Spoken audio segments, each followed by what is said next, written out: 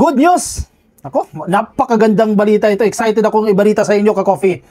May magandang regalo po si Pangulong Bongbong Marcos sa lahat ng SSS pensioner. Ayan, baka may lolo kayo. Naku, dami ko pa namang viewers na senior citizen. Ito na po ang pinakahihintay ninyo. Baka may lolo kayo, may tatay kayo, may tsuhin kayo, o tiyahin na SSS pensioner. Ito, ibalita ninyo. Itong magandang balita mula kay PBBM. Tataas ang inyong pension, hindi lang sa isang taon, hindi lang this year, kundi maging next year at sa susunod na taon. 3 taon na magkakasunod po ang pagtaas ng pension ninyo. Biruin nyo yan? Sabi nyo, ginastos yung pondo ng SSS eh. Napakaraming pera ng gobyerno at ayan, utos mismo ni PBBM yan, ibigay natin yan sa mga pensioner. Pati DDS kasama. Kahit ikaw ay DDS, syempre pinaghirapan mo yan eh. Contribution mo yan na nasa SSS eh. Covered ka. O, sana naman, wag mo nang birahin ng administrasyon. Wag mo nang birahin si Presidente dahil maganda naman ang ginagawa niya. Itong SSS, ilang taon na yan. Ilang taon na yan hinihiling ng mga pensioner, hindi maibigay-bigay yan. Yang SSS pension increase. So sige, magkano? Let's compute. Ito, may ready na akong calculator ha. May ready na tayong calculator. Magkano po yung increase doon sa pension? Itong nakikita ninyo sa infographics natin, mula po yan sa SSS. Ang kanilang example dito ay 8,000 po. Halimbawa, every month, nakakatanggap ka po ng 8,000. Tataas po yan ng 10%. So ang 10% po ng 8,000 ay 800 pesos. Diba? Siyempre, magkakaiba tayo ng tinatanggap. Halimbawa, ang tinatanggap mo 5,000. Paano mo makukuha yung 10%? So, i-type nyo lang po sa calculator. Sige, kuha po kayo ng calculator nyo. I-type nyo po sa calculator kung magkano yung natatanggap ninyong pensyon. Halimbawa, 5,000. Sige, i-type nyo po 5,000 times 0.10. Okay? So, 500 po yung itataas ng 5,000. Nagigets nyo, ka-coffee? Ganyan lang po kadali compute yan. Halimbawa, ang pension mo naman 3,500. O sige, type nyo po sa calculator ninyo, 3,500 times 0.10. O, plus 350 po yan. So, magiging 3,850 na po yung pension nyo. At effective po yan simula September 2025. This year yan. Ngayon ay July. August na pala. Bukas, August 1 na. August, September. By September, effective na po yan yung increase po na 10%. At ito pa ha. Hindi pa tapos. Hindi pa tapos ha. Next year, ganoon ulit. Napaka-generous naman ni PBBM. Napaka-generous naman ng gobyerno na ito. May dadagdag pa po, another 10%. Oh, di ba kanina 8,000, naging 8,800 na.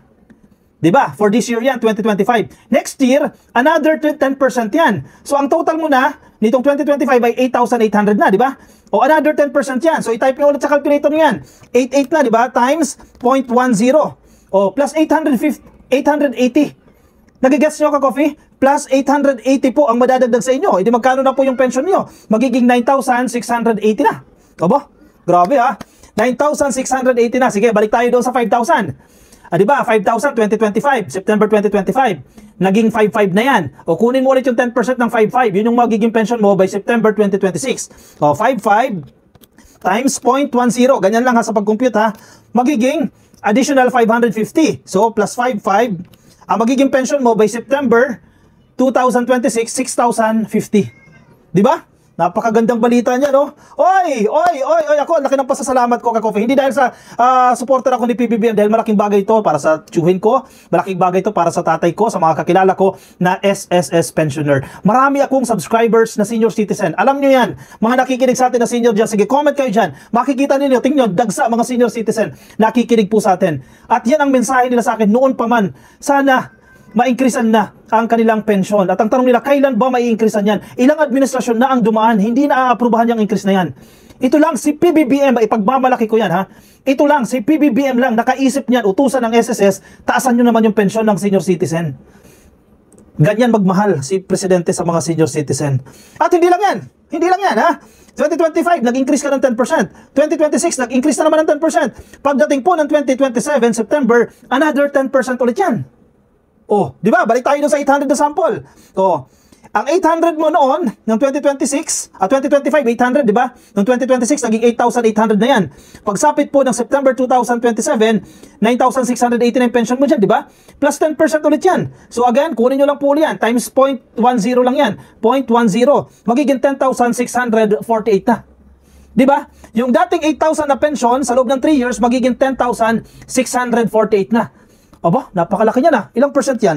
Parang 33% something yan eh. Yung in-increase ng pension mo. Ang laking bagay, ka-coffee. Napakalaking bagay. Kasama din po dyan yung mga survivor at death pensioner. Alam ko 5% naman po sila.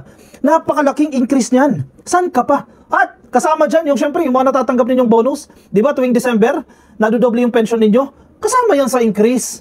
Di ba? Ang laking bagay. Kung nakasanla yung ATM nyo, mas malaki na. Kung nakasanla yung ATM ninyo, dahil kinapos, no? Dahil loan nyo yan, mas malalaki na po. Malaki na po yung makukuha ninyo dahil tumaas yung pension ninyo eh. Di ba? Pwede rin kayo mag-loan sa SSS, yung mga pensioners, pwede po kayo mag-loan dyan. I think tataas din yan. Kasi naka-percentage naman yan eh. Uy, napakagandang balita naman yan. O sige, mag-compute tayo ha. O sige, mga nagtatanong. Ka-coffee, hindi ko alam mag-compute. Try nyo i-message ako. Tulungan ko kayo mag-compute. Madali lang yan ha. Nasa Facebook po ako, ka-coffee. Hanapin nyo lang, ka-coffee. I-chat nyo ako, i-compute ko sa inyo kung magkano yung magiging increase ninyo para by September 2025, alam nyo na kung magkano. Pero again, tuturo ko sa inyo. Sige, ulit tayo ha. Yung may mga butal daw kasi. Yung iba kasi sa amin ka-coffee, may butal yung pension. O sige. Kuha kayo calculator, sabayan nyo ako para mabilis ma-compute, no? Halimbawa, ang pension mo, sige, sabihin natin 3,800. 3,800 ang pension mo, di ba, kada buwan. Para malaman mo kung magkano po yung magiging pension mo na, dalawang type yan eh. Gusto mo malaman muna kung magkano yung inangat. Times ano lang yan? Times 0.10. Ang inangat niya po ay 380. Ganyan, di ba? Plus idagdag mo na lang yung 3,800. Di ba? Para makuha mo yung total pension mo. Plus 3,800. Ang magiging pension mo ay 4,180. September 2025 yan. Tapos, by 2026, September, i-times 10 mo ulit yan. By 2027, i-times 0.10 mo ulit yan. Nagigets nyo ka-coffee? Mabilis lang, di ba? Isa pa. Ito naman yung second way para mag-compute. Halimbawa, ang pension mo ay 3,800 ulit. Diba? 3,800. Magkano na agad yung magiging total? I-times mo lang yan. Times 1.10. Diba? Para diretso na tayo. Ang magiging pension mo na ay 4,180. Mabilis lang, diba? Sige. Paano ka-coffee? 4,200 yung pension ko. Sige, 4,200. Sige. Times ano lang yan? Times 1.10. Magiging 4,620 na. 4,620 na yung pension mo. Sa September 2026 lang yan. Sa September 2025 lang yan. Pagsapit po ng September 2026 times 1.10 ulit yan. Times 1.10, magiging 5,080 na. Diba? 5,080 na. Pagsapit ulit ng 2027, times 1.10 ulit yan. Times 1.10. Magiging 5,590 na yung pension mo. Uy! Napakagandang balita naman yan. Masyado namang ginalingan ni PBBM to. Naku po, congratulations agad. Ako masayang-masaya ka-coffee. Masayang-masaya ako sa balitang ito dahil marami po akong subscribers na senior citizen. In fact, pag tinatanong nila sa akin kailan yan? Siyempre, naman natin masasagot yan. Naman tayo presidente. Ito, si PBBM, kaya niya mag-utos. Di ba? Aralin ninyo. Huwag pabayaan ng senior citizen. Malaki yung kanilang kontribusyon. Malaki yung kanilang ambag sa pag-unlad po ng lipunan. Tulungan natin sila.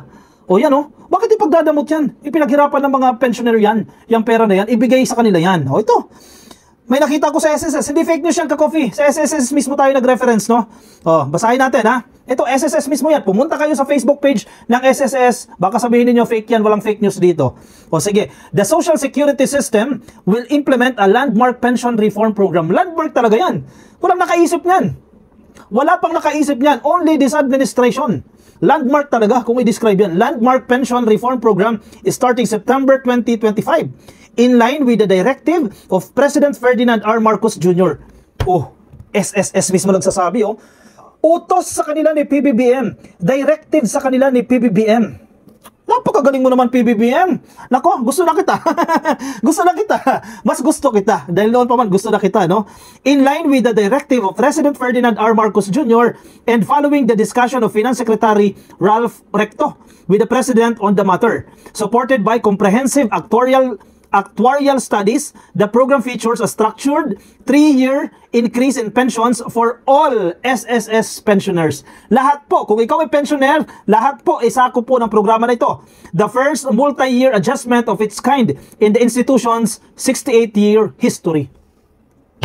Panalo, 68 years na yung SSS, kauna-unahan. First time lang nila i-implement yung ganitong programa. Napakahusay mo naman pala, Marcos. PBBM, napakahusay mo naman pala. Bakit naging generous ka sa mga senior citizen? Masyado mo namang ginalingan.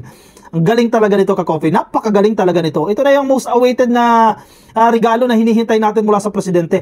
The SSS Pension Reform Program was approved by the Social Security Commission under Resolution Number 340 Series of 2025 dated 11 July 2025. Pirmado na. July 11 pa lang, ka-coffee. Permado na. Ayan, nilabas na sa media. Nasa publiko na yan. Corresponding SSS circular on the program shall be published accordingly in newspapers in general circulation. Uy, naku naman. Grabe naman ito. Ang galing-galing naman ni PBBM dyan. Okay. Para po sa mga death or survivor pensioners, 5% naman po yung inyong increase. Diba? Yung retirement and disability pensioner, 10% po yung inyong increase. Yung sinasabi natin kanina, yung mga computation natin yan, para po yan sa retirement and disability pensioners. Yung 5% naman po, para naman po sa death and survivor pensioners. Grabe naman, napakahusay naman ito. Iba naman pala talaga si PBBM. Oy, congratulations again. Maraming salamat po sa SSS at kay Presidente Marcos dahil naisip nyo yan after 68 years. Naisip nyo yan. DDS, kasama kayo dyan. Lahat yan kasama, no? Walang political colors ito. Ano man po ang inyong kulay, deserve nyo yan, di ba? O mga DDS, peace tayo, ha? Friends tayo. Deserve nyo yan dahil pinaghirapan nyo yan. Alam naman natin yan. Dugot pawis nyo yan, pinaghirapan nyo yan para makuha po yung pension na yan. Hindi ganoon kalaki, pero malaking bagay na yan, di ba? Hindi ganoon kalaki, pero malaking bagay na po yan para sa mga SSS pensioner. 10% every year, 3 taon pa. Iba ka talaga, Marcos.